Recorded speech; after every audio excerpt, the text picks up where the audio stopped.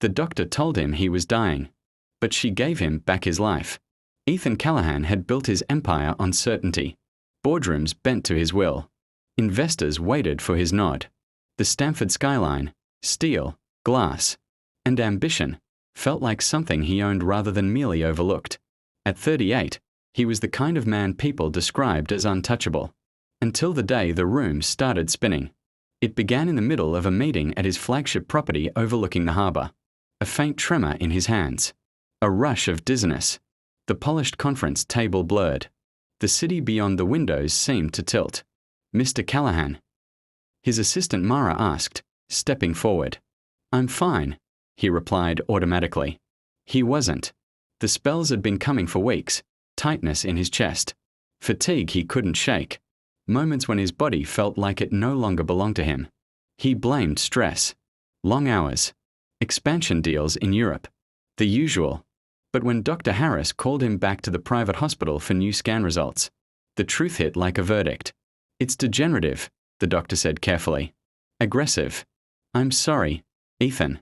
You're looking at 3 years. Perhaps less." 3 years. For a man who'd planned his life in decades. Ethan left the hospital with the composure of a king and the hollow chest of a condemned man.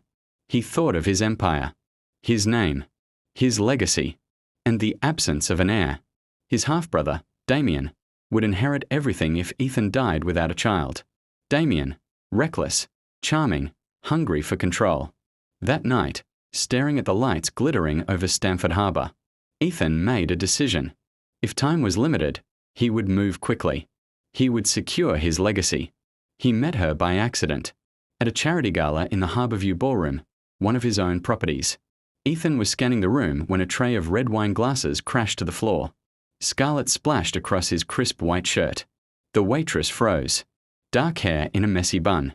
Hazel eyes wide with horror. "Oh God, I'm so sorry." The room expected him to erupt. Instead, he crouched beside her. "It's only a shirt." She blinked at him. "You're not going to have me fired." He gave a faint smile. "I've ruined more expensive things." "Grace Whitmore," she said, standing, chin lifted despite her embarrassment. Her hands were rough from work. Her gaze steady. No calculation. No flattery. Just honesty. He couldn't stop thinking about her. By the next afternoon he had her background, an orphan at 19. Raising her younger sister Lily in a cramped flat on Stamford's east side. Double shifts. No scandals. Just grit. So he went to find her. The diner was small, chipped tables and the scent of strong coffee. She eyed him warily as he slid onto a stool. "You here to complain about the shirt?" "No," he said evenly. "I'm here to make you an offer." They sat in a corner booth. "Marry me," he said. Her water glass halted halfway to her lips. "Excuse me." "I need an heir. In return, I'll secure your future. Your sister's education. A home. Stability. You'll never struggle again." She stared at him as though he'd lost his mind. "You think you can buy me?" "I think you deserve better than drowning," he replied quietly. "And I think we both felt something last night." Silence hung between them. She should have laughed him out of the diner. Instead, she asked for time. And the next evening, at 8 o'clock sharp, she walked into the Harbourview and said yes. The wedding was small and swift. A chapel on the outskirts of town. A handful of associates. Lily in the front row, eyes shining.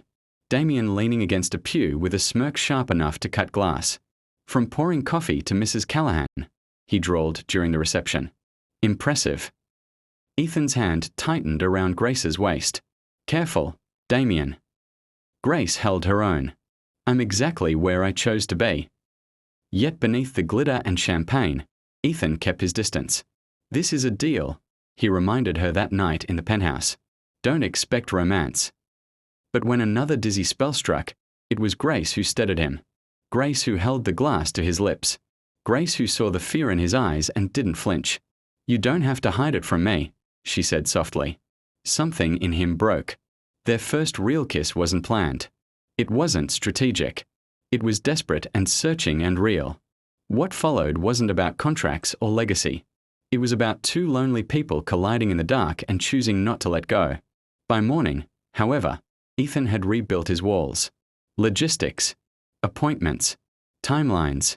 Grace tried to ignore the ache, until the day she overheard two doctors in the hospital corridor.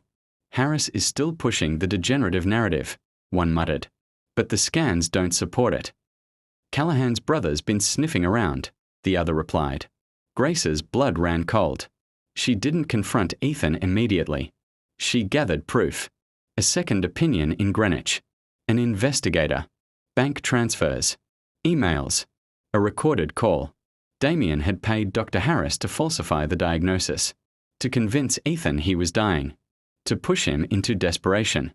To weaken him. When she laid the evidence on the penthouse coffee table, Ethan went pale. I built my life around a lie, he whispered.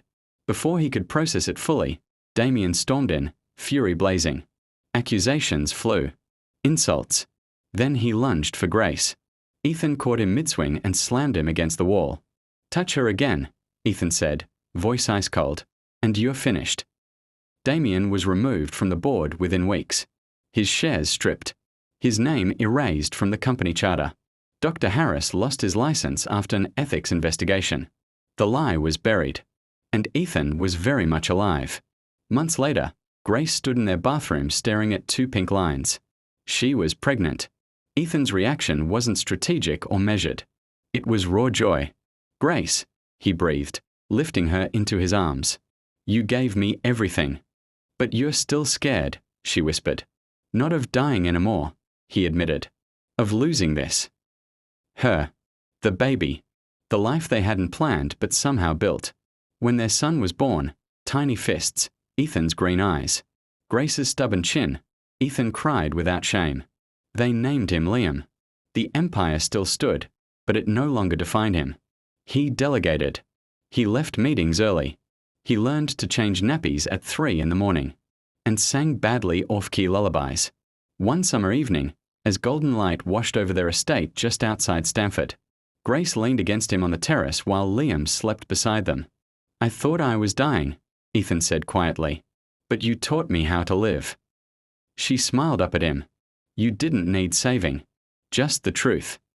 He brushed his lips against hers, slow, certain, full of everything they'd survived. No deadlines. No deals. Just a life reclaimed. The doctor had told him he was dying. But Grace Whitmore, once a diner waitress with calloused hands and fearless eyes, had given him something far greater than an heir. She gave him love. And this time, it wasn't a contract. It was forever. If you enjoyed this story, don't forget to like the video, subscribe to the channel, and drop a comment below to share your thoughts. And if you love emotional and powerful stories like this, make sure you turn on the notification bell so you never miss the next one. Thanks for watching, and we'll see you in the next story.